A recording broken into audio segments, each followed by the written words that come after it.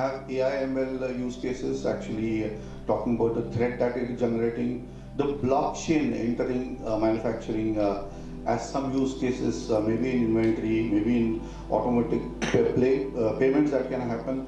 Human-like robots are the examples, and AR we are actually taking this in. So we have a great panel here, and which is a combination of auto OEMs, also auto OEM ecosystem, vendors, suppliers, supply chain experts that we have on board. Then transitions that to also electric vehicle manufacturers. So we have representation from two-wheeler manufacturer. Taking that extension further, we have somebody who's an expert who has set up his operations on charging system. So what we are going to do is we will get them introduced one by one, and we will go over to them with a question. There will be two questions that each one will have, and they will actually respond based on their experience, their comfort in that space. First part would be where we are talking about what are the challenges, what are the things that have been achieved, and you call it smart manufacturing industry 4.0, whatever you want to call it, for manufacturing excellence using technologies. That would be the first part. The second part would be where we would talk about certain solutions which are there and what is that they are seeing in the horizon to come in the form of 5.0. So we have Arth Patel, who is a CEO of Tirex Chargers, and he has set up complete aspect of charging as a station for four-wheeler is where he is expertise in, and he is a visionary leader with a strong foundation of computer science and a passion for artificial intelligence. We were just talking about a futuristic aspect which is coming into picture where induction types, where the roads, could the roads be made as chargers, that something that we would get in more details.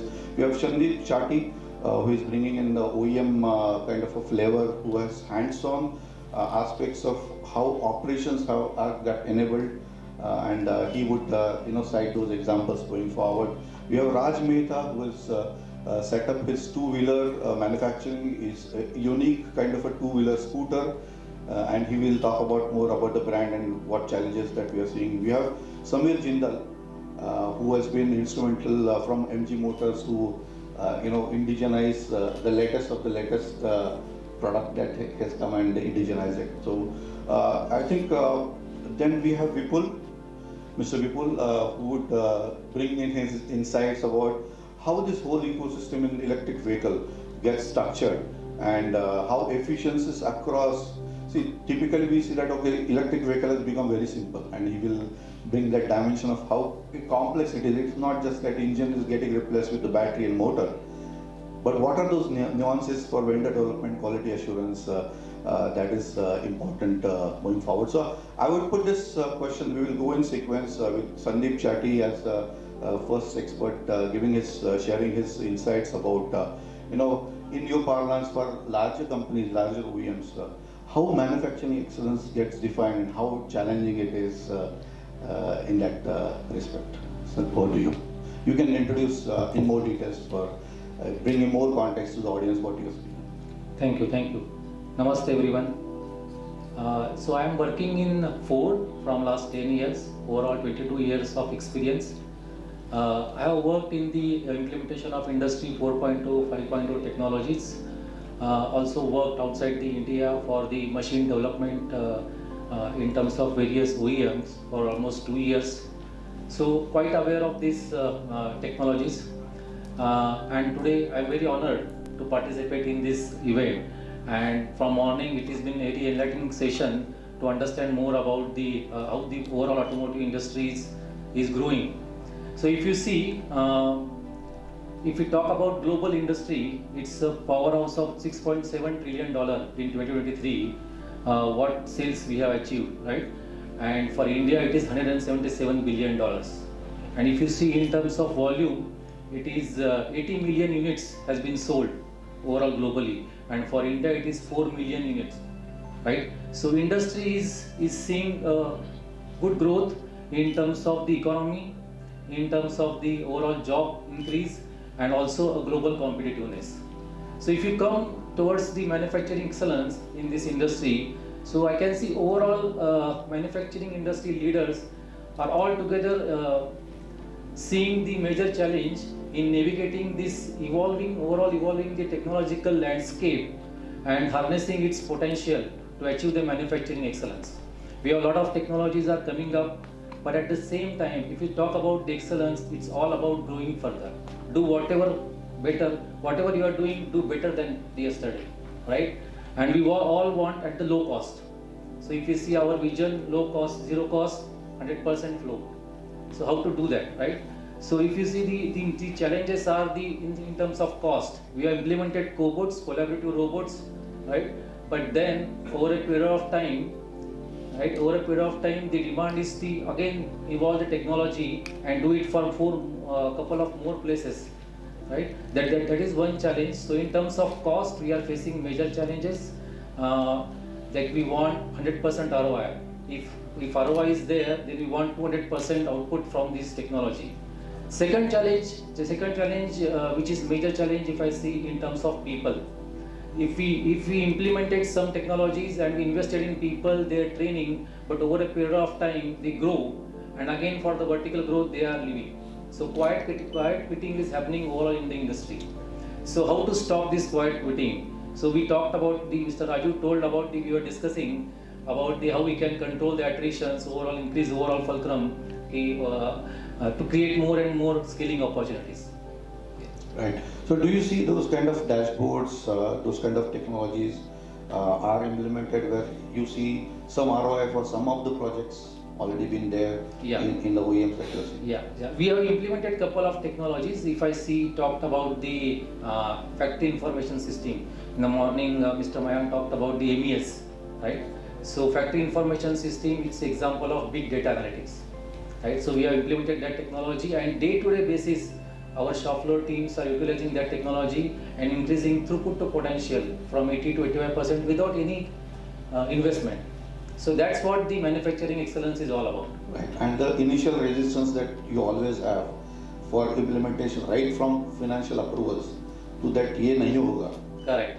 So that is first, it cannot happen, but then over a period of time it will change that yes, it is very better to implement.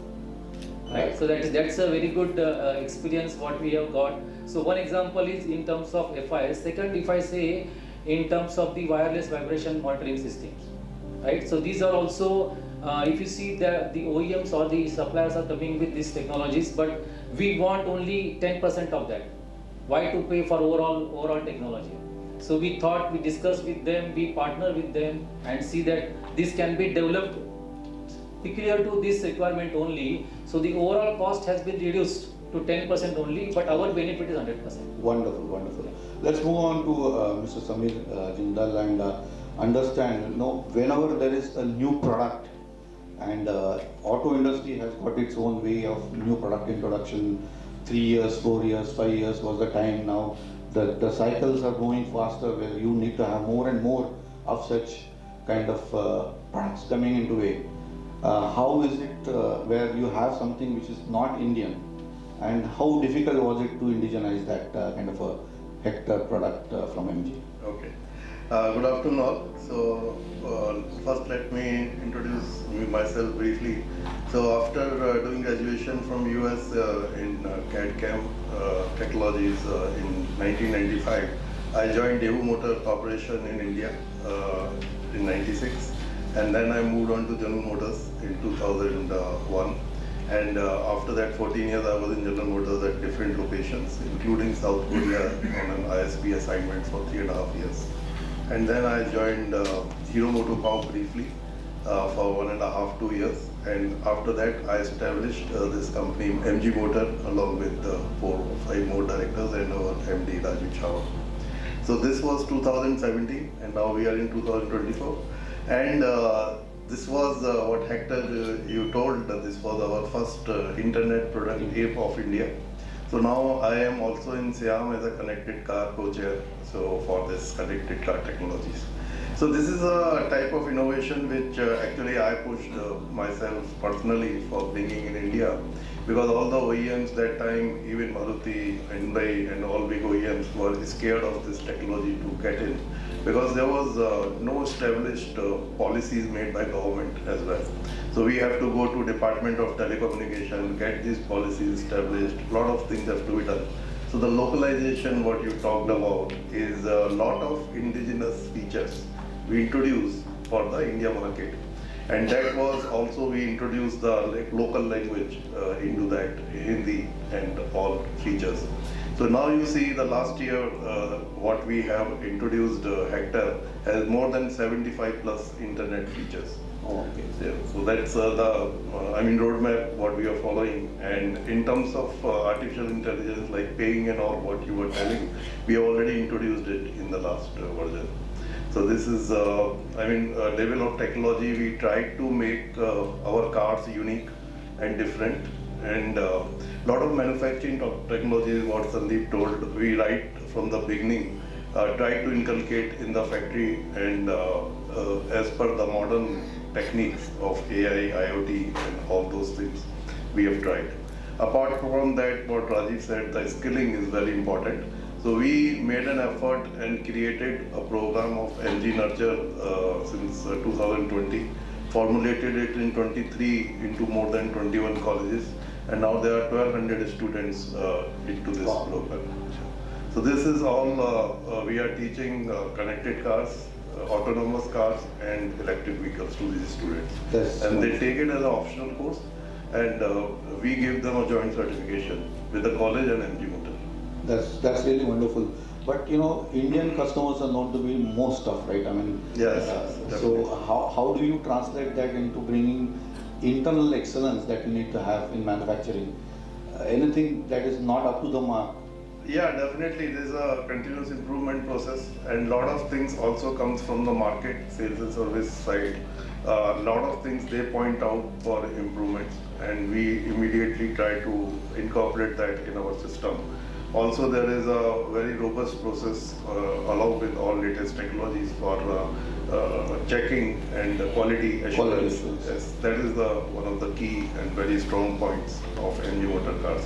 So voice of customer, and I Yes. was looking at the use case We where have called Pulse Hub, which Mhm. is a voice of customer. So every voice or any thing is actually get escalated to our MD directly in case it is not resolved. wonderful, because digitally you have maybe 30-35 services where you can get the data. Yes, yes. And then you have a window where you can understand which portion of say design you have to change Yeah. or experience you have to So change. all those things we get incorporated in the roadmap and keep on improvising on the Wonderful. cars. Thank you. Right, we'll come back. I think let's move to Mr.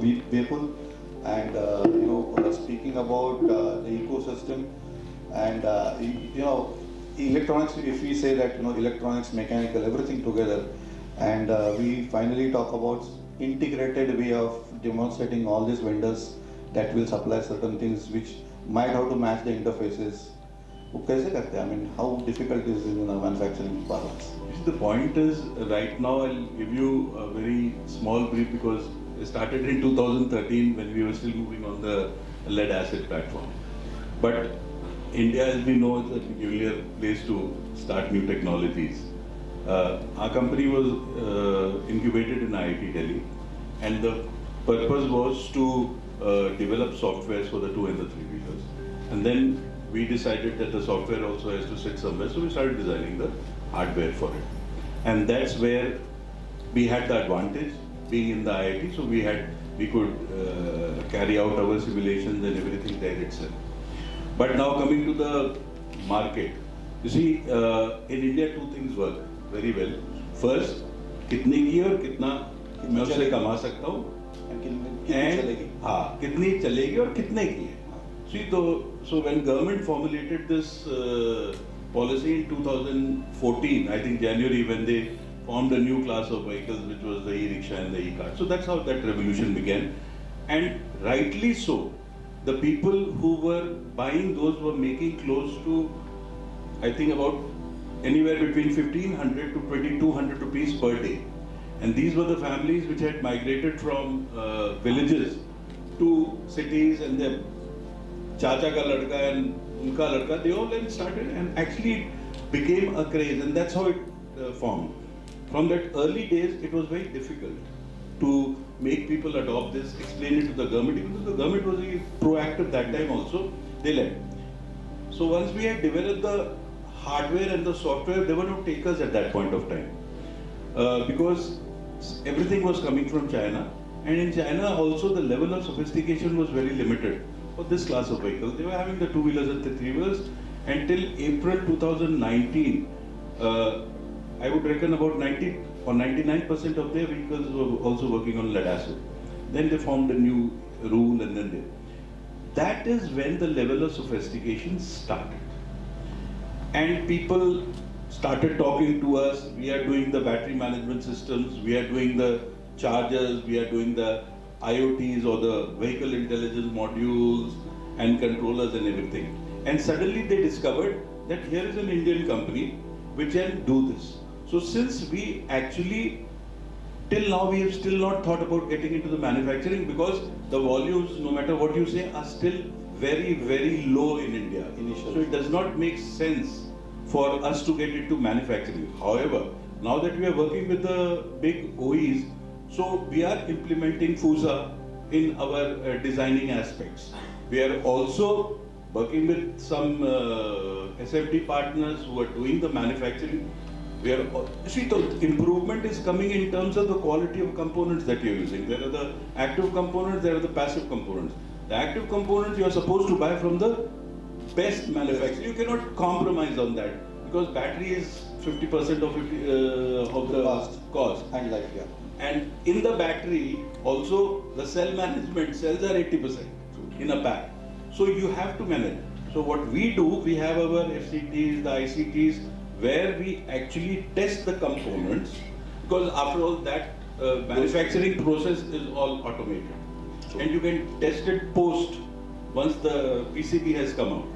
So there we are trying to introduce these new systems of production and quality. But I'll tell you about the advantages later which we have, because these are, as I said, connected systems. They talk, all the systems of the vehicles, they talk to each other. And then you can run, obviously you will generate data through the IoT, but you will generate analytics, not just for the service part of it, but also for new age companies in financing who require that for your asset securities. Right. So a huge field is opening up, and you really don't know what will come up next. Right. Talking more about batteries, on your part, Vipulji. Yeah, please. And since that can be carried out also further, battery swapping. Yes. And battery swapping means standardization, everything has to be the same kind of charge, discharge, and specifically the kind of threat that electric vehicle has got due to fire, tendency of fire, right? What are the manufacturing challenges that it sees? Either you have to have aluminum corrugated No, you things see, like that. actually what I'll tell you, the basic thing in a battery pack manufacturing is the thermal regulation and thermal control. Now for that, because a few batteries, I won't say too many, it was something like when I was in the CNG industry and a few buses did catch fire. So that, because whenever you are adopting a new technology, there will be some highlighted cases. But not all electric vehicles, petrol vehicles also catch fire. So it is never such a high, but the fact is, because we are in a very, very warm country, and normally whatever battery pack manufacturing or parameters that they give in terms of the warranties are at 25 degrees.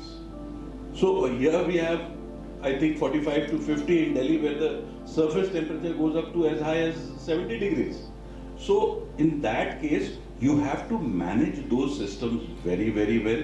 You have to have a very, very robust battery management system. And as far as the form factors you are mentioning, the government, central government had already had a few meetings, but you can't take away the innovations from the manufacturers. So they don't agree to the same form factors. They said, what am I? Then I'm only going to talk to the cell manufacturers कि तुम पैसे कितने कम कर सकते हो. Otherwise, I'm not left with anything. Right. So it is going to be a challenge there. That is where maybe swapping would come in, and I personally and as a company, we believe swapping will be the future. Right. We'll later on have Arth also to comment on this aspect. But coming to Raj, who has set up his two-wheeler. Raj, how is this journey from retrofitting and starting with the smallest of the smallest vehicle, like electric vehicle, in the journey to get to something which is a brand now as a scooter? And what are the challenges now to increase the volumes of do you have that kind of a demand? How did it get set in years together? Alright. So first of all, hello everyone, and I just give a brief about me. Please. First of all, Please. So myself is Raj Mehta, and I'm recognized as the world youngest founder of automobile company. Yeah. I started my journey at age of 12, and currently I'm 23. I started by retrofitting kits. I was having the need, मेरा अपना एक need था daily commute का. Being a Guju Jain Banya family, so I was having two challenges which to be addressed, and that challenge जो address किया, that led me to start my company. So the first challenge was that my age was 12 when I was in need of my own commute. मेरा अपना एक need था कि भाई इधर उधर जाना है, आवागमन करना है, तो एक साधन चाहिए अच्छा, संसाधन अच्छा हो. So उस समय पे that time my family said that you are not in a legal age to get a license to drive a vehicle. If you do such accident, then you get into legal trouble. That was the first challenge to be addressed. The another challenge which was a major, that was भाई तुम कमाते नहीं हो तो चलो गाड़ी पे ले लिया तो पेट्रोल कौन डलवाएगा. So these two were the challenges, and that challenges led me to start my company, which is Raj Electromotives. I started by making my effortless drive. Family वालों ने मुझे एक साइकिल लेके दिया था. I converted that cycle to the electric cycle, which got a hybrid, means you can drive by the pedal as well as by the accelerator by the use of motor. That was a 250 watt powered motor, and that time I just started by using a very raw thing, एकदम देसी type, but it's just starting up. ना उतना कोई knowledge था, ना कोई idea था. It took me 2 years to get that thing done, and later on I give up a name that is Raj Electromotives. Then later, as per the demand from the public, we started exporting as well. The another thing I would like to highlight here, it is that as per the constitution, everybody knows that 18 is the legal age to be considered as a major. India में आपको licence चाहिए, vote देना है, कानूनी कार्रवाई करना है, तो 18 साल का एज चाहिए. Under 18 you are a juvenile. So to get an import-export license, there is a department known as DGFT. So friends, as per constitution, they won't allow to do that less than 18. I was having a demand. मेरा अपना demand था कि I want to export. So when you keep on trying, when you try infinite, you be infinite. It is what I learned from my lessons of the life. I failed 19 times. I started at age of 16 to apply for IEC license. कि यार मेरे को import export का license चाहिए. And it was my 20th attempt where I become the India's youngest person to get import-export license at age of 17. Wow. That was like against the constitution, but I got able to manage that, and I got it. As of now, we had exported to 19 plus countries our green technology, and currently we are into pedal rickshaws, a conversion kit which can convert any of the pedal rickshaw, bicycle, petrol bike to electric bike, as well the handicapped, specially challenged people. उनके लिए भी हमने एक सुविधा बनाया है. आसानी से कोई भी व्हीकल को आप कन्वर्ट कर सकते हैं. So that was like having my vision come true, that to make the commute and mode of commute affordable with electrifying each soul on planet Earth. So Okay. it's just not about getting Nice. new vehicles, but to make that thing affordable Right. by electrifying. So a couple of insights. One is that a simple back of the envelope calculation is that if you ride a two-wheeler, it might give some 50-60 kilometers per liter. Yeah. You say whenever you run it for 1 kilometer, you save 3 rupees. And if you run it for 60 kilometers for say 365 days, Yeah. you get a return of around 38,000 rupees. Yeah. So is that the way that how is the business case works for somebody who's buying your vehicle at say 40, 50, 60,000 rupees? Yeah. So in this case, Shirish, it is about getting the, as I said, the commute mode and mode of commute. Both things, sadhan or sansadhan. I'm gifting you a luxurious bike worth maybe 1 crore rupee, but you need to maintain it. Every year you need to pay fixed 1 lakh rupee cost. So that is also not affordable. If I'm gifting you a free fuel, but the vehicle cost is 1 crore rupee, again it is not affordable. Both things should be in a good way. Currently in the market we have such companies available which cost is more than 1.5 or 2 lakh rupees. True. In which the government is giving subsidy to the manufacturers to use a good battery, but the taxation also plays another role here. When a customer want to replace that battery, he need to pay 18% GST Yeah. on the new battery, as well as there is no subsidy on buying a new battery or replacing that. So the cost of adoption gets more. In engineering we say OPEX, Okay. owning and operation cost. So the same thing reflects here. So in our case, as in my vision, we introduced a vehicle of cost 42,000 रुपी. 42,000 का scooter है, 10,000 से लेकर के 30,000 तक का battery है. You make your own vehicle, जैसा चाहिए वैसा. चार्जर 2,000 से लेके 5,000 तक का है. So that you consider the topmost configuration 42 plus 30 plus 5. Overall is less than 80,000 rupee. You get a vehicle, you drive for 3 years, we secure that under warranty. If something gets challenging, we replace the battery. And now we are moving towards the battery swapping. Okay. So yeah, so battery swapping is the future what I consider, because people don't have that time to charge the vehicle. Somebody are like into Swiggy, Zomato, they are delivering, or somebody reside into apartments, they get these challenges. So the battery swapping is a good thing to be done. Wonderful, Yeah. wonderful, great. So moving to Arth, I think, and we will talk about this charger, electric charger as a system in the ecosystem of electric vehicle. So do you see that everything gets manufactured at your place, or how is the manufacturing setup where now you got huge amount of funding, you got a visibility, you got all across India kind of presence now. So you feel a lot responsible for making that manufacturing excellence at the core level, and how do you achieve it? First of all, thank you for having me here, Shirish ji, as well as the Moderator team. I'll just give a brief about Tirex. So we are a DC fast charger manufacturing company. We are currently India's third largest, I would say. As of last year, we are part of the Hinduja group. So as a group, we are a sister company to Ashok Leyland, IndusInd Bank, Gulf Oil, and multiple other ventures. Since becoming the part of the group, I realized that being part of a large group puts you up to a scale in the world, I would say, not just India, in the world, that is simply not achievable, or very hard or very long to achieve if you do everything by yourself. And that is the same mindset that we have carried in our manufacturing process as well. So we primarily call ourselves as a tech company. We are not a manufacturing company. We follow the model of auto OEM. The volumes that we have do not support having everything in-house. If I say I have been to the Ford plant, they make, I would say, 1 car a minute. So that equals to roughly more than 20-30 lakh cars a year. Same with MG, same with all the auto OEMs as well as the auto ancillaries, the auto component manufacturers. We ourselves, so our plant can produce about 14,000 DC chargers a year. That is less than a week's volume for any of the automotive component. And even the largest company in our industry, ABB, has a plant which can make 45,000 chargers a year. That's 3 times of what we have.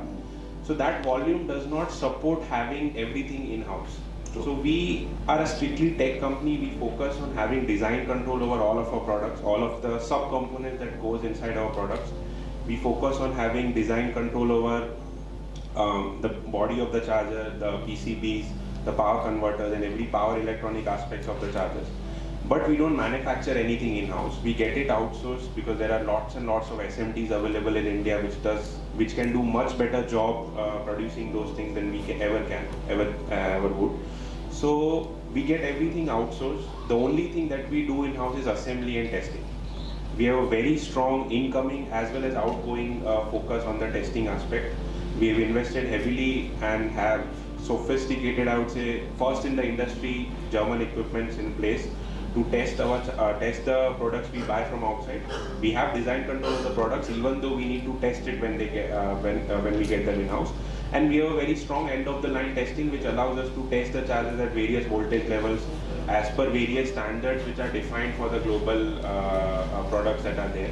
So we are one of the first companies in India to heavily invest on the testing aspect of Quality the assurance. manufacturing. Yes, quality assurance. We are not a typical manufacturing setup where we have strong robot assembly lines which can produce thousands of pieces per hour or something like that. No, we are not like that. We have a small scale setup in terms of manufacturing, but we have a very large setup when it comes to testing. So the incoming QC, the outgoing QC is a very heavy focus area for us. We test them at various voltage levels. As I said, we are the first company in India, I would say, to have the Simulators. testing available for the higher capacity chargers. So a majority of our clientele is trucks and bus OEMs. So we supply to, I would say, all of the bus OEMs in country right now, be it Tata Motors, be it Ashok Leyland, be it Switch Mobility, Olectra, Nick, JBM, you name it. Every electric bus OEM is our client. In trucks as well, we have started off with a few clients and soon we'll have a larger share like Volvo, Eicher and all. Because these vehicles typically require a very much higher power of charging, that is in the range of more than 200 kilowatt. So in order to test a 200 kilowatt product, like one single charger is having a 200 kilowatt power output, in order to test that it requires highly complex equipment that can only be available, that I would say it's not available anywhere in India except our plant. Even certain testing labs such as ARI have borrowed our equipment in order to test other equipments. Yes. It's so niche. Yes, it is so niche to have, and we are the first company in India to have it.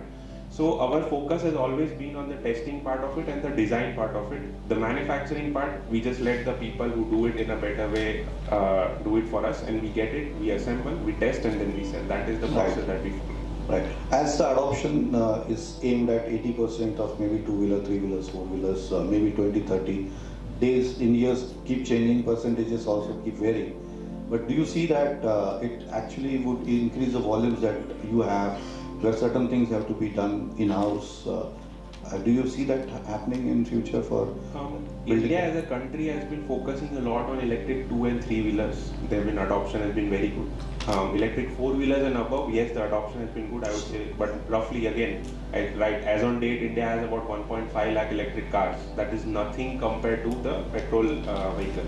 And even by 2030, if we achieve 5 or 10% of the total ICE vehicle market as a electric vehicle market, that is still a very small market for us as a charger OEM to have everything in-house. Because what we make is majorly considered as an aftermarket product. True. It is not a part of the vehicle, it is not an accessory with the vehicle, it is an aftermarket. It does not go with the vehicle basically. It is sold to a B2B company who is trying to operate a network of chargers. It is not a part of the vehicle. It's part of more of an ecosystem. Yes, it is part of an infrastructure, I would say, rather than the automotive space. True. So I don't see the volumes, even though, as I said, the largest company in the world who makes chargers has a volume of 45-50,000 chargers. So I don't see, even after we reach that 10-15% penetration, that volumes allow us to make everything in-house. Right. So you will continue to have those quality focus. Yes, we continue to be a tech company where we focus on design, where we focus on our control over the product, improve it, and let the guys manufacture. We'll come back to you about the future aspects. So Sandeep, moving back to you about all these tenets that you see, you've been getting brought back in Industry 5.0. Letters of the latest technology of AI/ML, use of AI/ML and 3D printing. Do you see that happening in the OEMs, or it's still kind of a theoretical thing that we keep talking and then finally you don't have anything on the road? I mean, there will be in between. The reality would be somewhere in between, right? So artificial intelligence is not a dream now. It is actually happening in reality, and all the technologies what we have taught to implement in the plant or to implement in the manufacturing setup. One important element which needs to be nurtured well is the culture. Culture at the plant. So culture of innovation, culture of the continuous improvement mindset, we need to impart into the people. So I would say how it is getting done. So we have set up an innovation launch where fortnightly team is coming there discussing about various innovative techniques, and also the suppliers are coming and doing technology day once in a month or at the frequency. Now this is where all the team is participating. Now next is this innovation launch is connected with the regional team innovation launch, and finally with the global team. So we are getting all the information from various areas, which is helping us to implement the best practices in the plant. So from there, yeah, I would say one example how it is getting implemented. So we ask them, instead of the new techniques, you bring the problems, and then we, as a together, we will find out what are the solutions for this problem. So team is coming up, like regularly you see breakdowns happening on the shop floor. Then we implemented the PM, then PM has come to now CBM, condition-based monitoring. Now condition-based monitoring you are doing with the help of GDI, Global Data Integration and Analytics, Okay. right? So the dashboards are there, person is sitting here monitoring all the machines, 200, 300 machines, the system, and from there he's finding the issues and then generating work order, and person is going there Wow. and So closing you the have problem. predictive and forecasting Yeah. also. So the next step now here, so inspection is best. So instead of inspecting now from the dashboard, you can visualize the problem. Now how we can bring the next step on this subject. So AI comes into the picture now here. Still it is based upon the human, right? And then what we have done with the help of the softwares, now we can predict the tool breakage. Now we can predict or forecast the wear of the tool. Okay, when it is going to happen with the help of AI. Before the failure happens, you are able to Correct, predict. yeah. So initially, when the failure happen, it will stop. But now when it's going to happen with the help of historical past data, as I told, with the help of FI system, we have historical past data is available. And now we know how this is going to work. So we can define, with the help of Python logic, we can define the coding system, and that is implemented in terms of the AI for the PDM technology. Tesla has also done the same, implemented the PDM with the help of AI. So that is helping us to improve the uptime, right, reducing the defects and overall reduction in the cost. And you would also cite some examples of digital twin where things get represented in computers to have those models for virtual prototyping to reduce the testing as well as I see. So digital twin is getting implemented in two ways. One is in terms of machine, one is in terms of the plant. Process. Right, overall plant. We simulate the plant before actually we put into the machines. We simulate the layout, and with that 15 to 20% improvement in terms of floor optimization you can do. So virtual replica of what is going to happen there. So you change into the virtual digital thread, and the same change is going to happen on the shop floor. Right? And second, in terms of the machine, suppose all 8 machines are attached to the system, like factory information system, and one machine has got the temperature mover for the motor. So this we can predict before it happens, and digital twin helps that you can see how the brake is going to worn out. So with the help of the digital thread, you can look into how brake can be changed as early as possible in the off time. Right. So that overall downtime can be saved. So basically you are able to simulate almost a real-time process using this digital twin and thread technology. Plus it builds also your product moving across the value chain. Also having those traces of backward tracing, track and trace, which is a conventional use case that Correct. helps Track you. and traceability, these things are also helping overall traceability of the parts for the entire value chain. Wonderful. Moving on, I think Samirji, talking about the kind of cost comparison that we always have between Indians and Chinese. Let's not, be only Chinese, but since your company is inheriting, I'm kind of compelled to ask this, that how did you manage Indians to, strive? And I see that we have our own quality, we have our own ways of processes. How was that achieved? Because everywhere we have, you bid anywhere, you would have maybe Chinese bidding maybe half or 1/3 or 1/5, and it's my own experience. Yeah. So how did you get, took that about manufacturing? Yeah, see, cost optimization or certainly bringing down the cost in localization is one of the primary things what all OEMs have been doing. And since General Motors days, I have been a pioneer in doing localization, VAV, in the engineering as well. And in Hero MotoCorp also, I led this in lead and lead. So now we have formed a dedicated group all across the company, which is led by me, which is in the cost optimization and directly looked by my boss from the board. So that brings in the synergies of the whole company to bring cost in the localization part, be it high voltage battery, electric motor or anything. So where earlier we found China is very competitive in terms of Indian products, but then slowly we found out how we can do it in India. And these are some innovative ways of getting the Indian suppliers some volume connected with all the car lines and bringing that cost down. And even for other things in cost optimization, even the tear down and benchmarking has helped us a lot with other car lines and comparing them. Certainly, when we were working for the Europe or American cars, it's bringing cost down is certainly quite easy. But comparing a Chinese car and then bringing the cost down is a difficult task.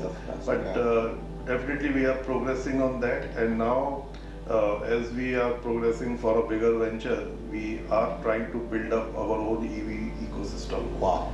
And that EV ecosystem is going to help MG to bring in, like Toyota bring their own suppliers, Maruti have their own suppliers. Okay. The same way MG will have their own suppliers. So going back to what Auto has already got, where you have clusters of vendors and Yes, the whole yes. ecosystem is So the we success. already have a small supplier park in our plant. We are expanding that for more suppliers to come in. And other than that, we are also planning a big ecosystem. It is 6.99 lakhs. Oh, so we are already seeing it competing with Yes, Nixons. so you can already see it competing. Nixons of India, Nixons of the world. Yes, right. So it's already started competing with the IC vehicles. Okay. And in next 2 or 3 years, we are going to bring it to that level. Wonderful, wonderful, wonderful. Coming back to Vipulji, I think, see, all this is full of embedded systems. You integrate all these components. So, how much of part of it is you see as software development or embedded systems, things working together, not working together? Yeah, so what happens is digitalization and adoption on the electric vehicles is like to the T. These won't work without digitalization. So the systems that we design are also incorporating embedded systems. By connected vehicles, we mean, as I said, all the parts are. And then you're pushing that data up to the cloud, yeah. and then downloading it and carrying your analytics over it. So like what we do is, like, we can give you, besides the trying to take away the range anxiety by predicting the actual SOC. But now what we are moving is further ahead. Like, if you drive a two-wheeler, you have a peculiar way of driving it. I might have another peculiar way of driving it. So predicting the range vis-a-vis the way that you drive and the way that I drive. So that is more relevant to the user than the predictive and the preventive maintenance. So those run through our algorithms. Those are all solutions that we are promising at the level of a two-wheeler, at the level of a three-wheeler.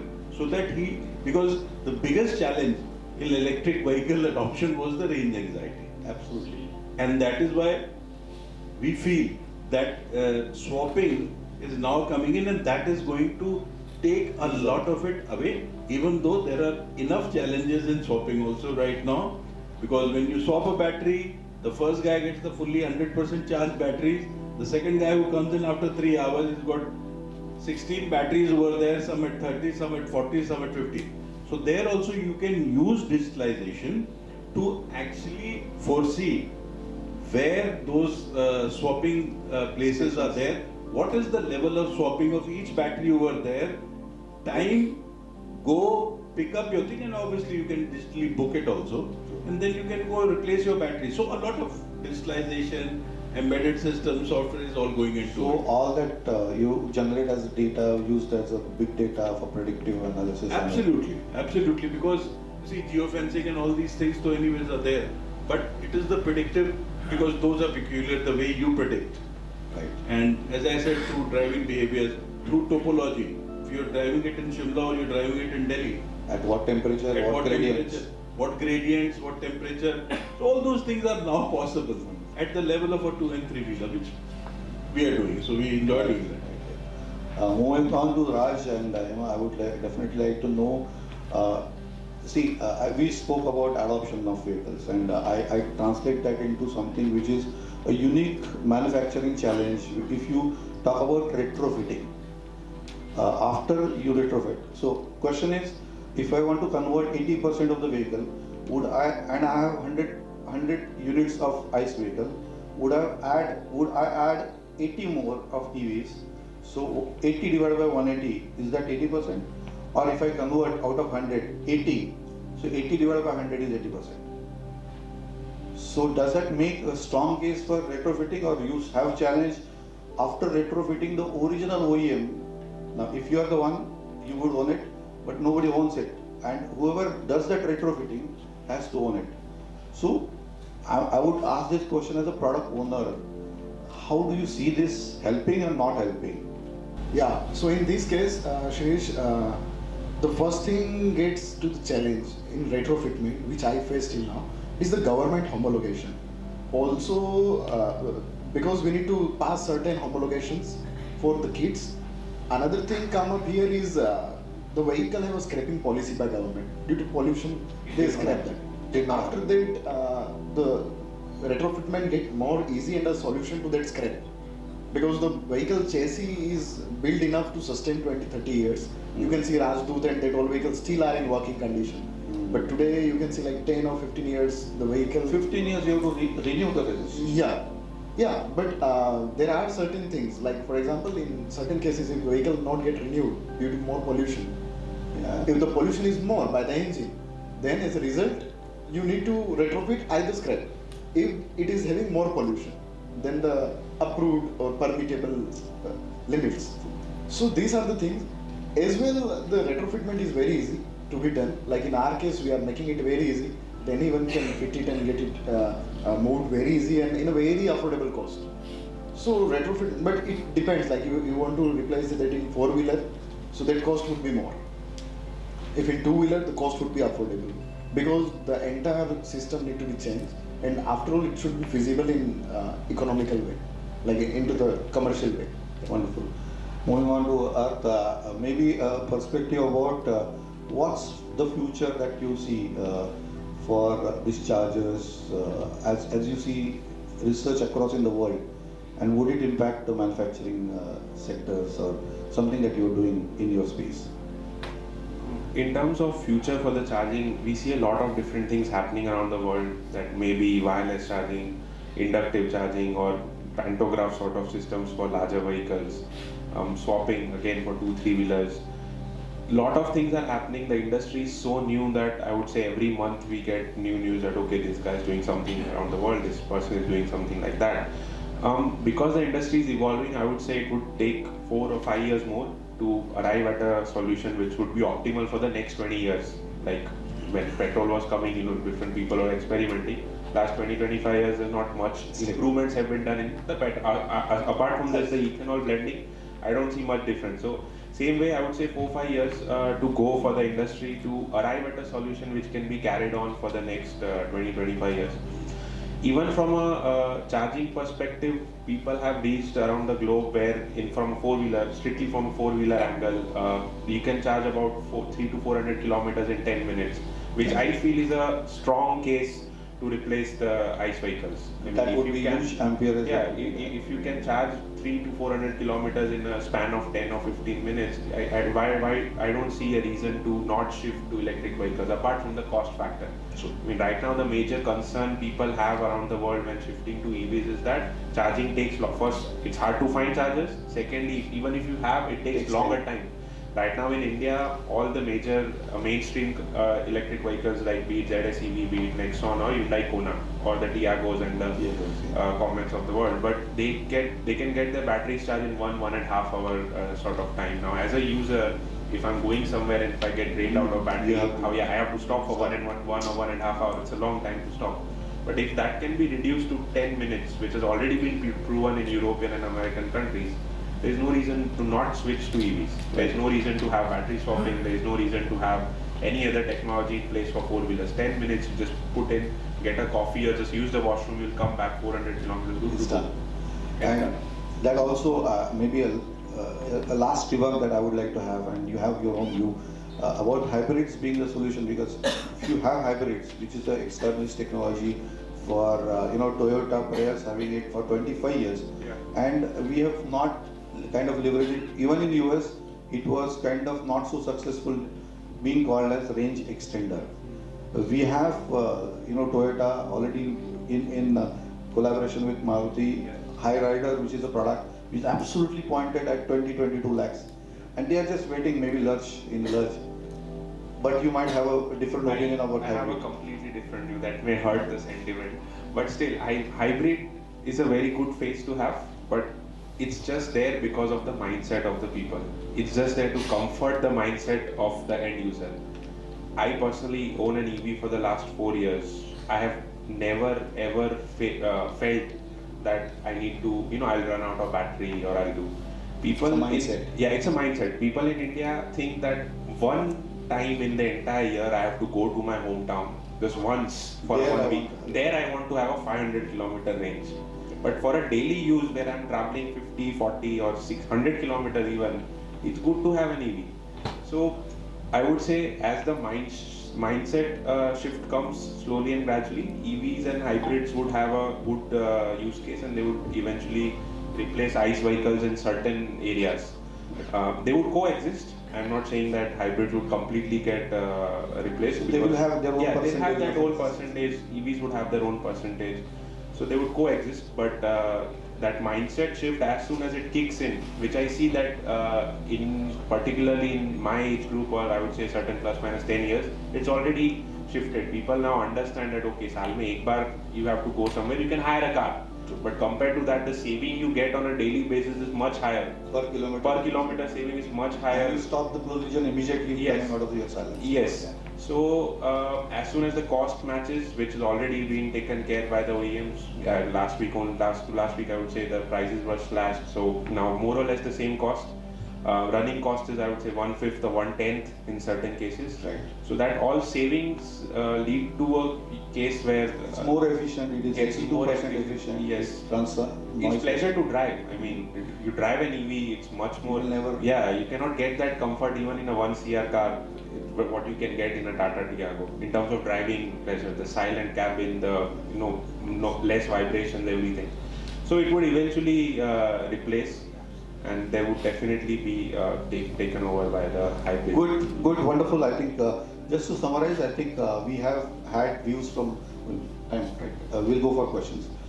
So great summarization of how Industry 4.0 and eventually certain things which are on the horizon.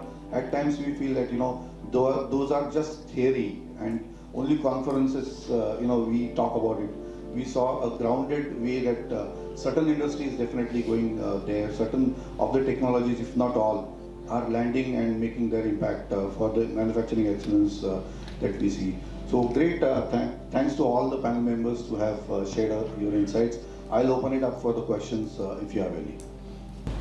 नमस्कार, मेरा नाम Ashwini Tiwari. My name is Ashwini Kumar Tiwari. I am the designer cum trainer. I do both the work. I have a question with something irrelevant, but have the relevance in your field, because there is in India brand obsession thing like that. Because I born in Bihar, there is, if you want to buy the 4-wheeler vehicle, they consider Scorpio and Fortuner as the best choice. But when I came to Gujarat, there is also brand obsession thing. Like if you want to own the car, either you sadly have or not. Like you have to own the Audi, BMW, and these things. So my question to all of you: how will you address these things in your scenario? I think everybody will have one view or rather about brands, their own brands being Because proud about. mindset of the people is very different. Like sir just address the mindset. If I want to buy the bike, if I ask to my father, so he will not convince by EVs, but I want to buy it. I will buy it within some next day. But my father and something, because we are living in very rural forest area. Simple answer I'll give and I'll let everybody Yes, to react. that is the reason. We are living in India. We have our own mindset. We see that the vehicle, abhi 15 baras ho gaya, abhi it will run for more 30 years. Why do I actually have to have it renewed by year? I mean, we are getting compared right now. And I see 40 years old scooters getting run on the road. And nobody objects it. I mean, it has got a chassis which is pretty well. Yes, yes. You see your vehicle getting utilized maybe 8 to 10% of its capacity, and it is capable of running high. If you ask me about my brand test, yeah, I have a two-wheeler. I promote electric vehicle and hybrid vehicle. I also promoting But that. I have a Ninja 650 also, which is high powered. In my nobody house can also both. nobody can justify, question my brand, test for my brand. If I But don't- would let Samirji. Yeah. But I sometimes sit in marketing meetings, so they show me the barometer or how India is changing. So to answer your question, definitely this change is coming in India, and people are looking for cars with more features. So even if you have a BMW or let's say Mercedes of 30 lakhs, but the features are not there, they may prefer Hector or ZS EV for comparison. Smart. You have some view that you want to share. No, thank you for asking the question. So we talked about brand awareness. So let's understand what is brand. Brand is what you perceive about that thing. Whether it is MG, whether it is Hector, or whether it is any two-wheeler, whether it is four-wheeler, whatever it is there. What you see this as a brand. If you see this as a trust, if you see this as the performance, you go for it.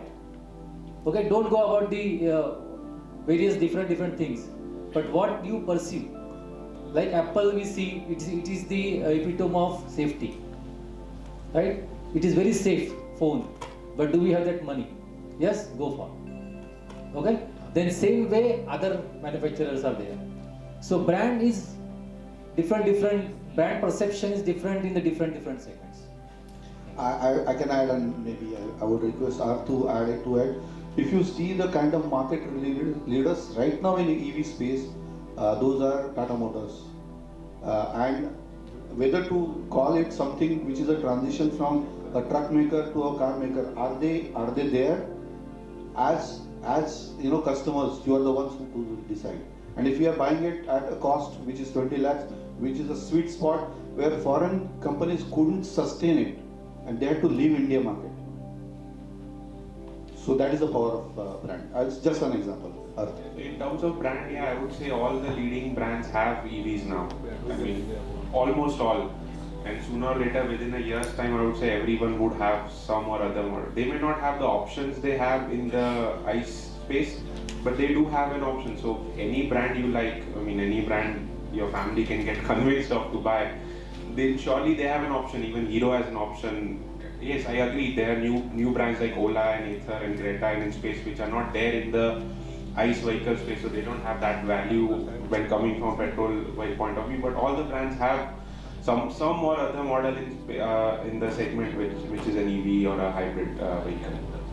So manufacturing excellence, if you see, has those tenets which get driven by aspects of calling it smart manufacturing, industry 4.0. You talk about industry 5.0 where the human is coming back, right? We as somebody who is running those processes in the manufacturing parlance, we tend to go back to what the automotive sector has already established over the years. Those kind of vendor kind of segment that you need to have the best of the best processes that Toyota Motor system has set. Something I was thinking about, a gemba in Japanese means that you have to be there where things happen, right? And you have a virtual gemba where all this technology, AR, VR would give you that kind of a thing. So it has empowered manufacturing immensely in the ecosystem where new type of product, completely new type of products like electric vehicle, maybe having only 1,500 to 2,000 kind of components against ICE vehicle which is having maybe 20,000 components, but still complex enough to have all those algorithms in the embedded systems and integrating that ecosystem together. I think it was an amazing way that it got viewed together for us to know about manufacturing excellence and the technologies that eventually would land. Not now, but coming future as we move across. So thank you for that.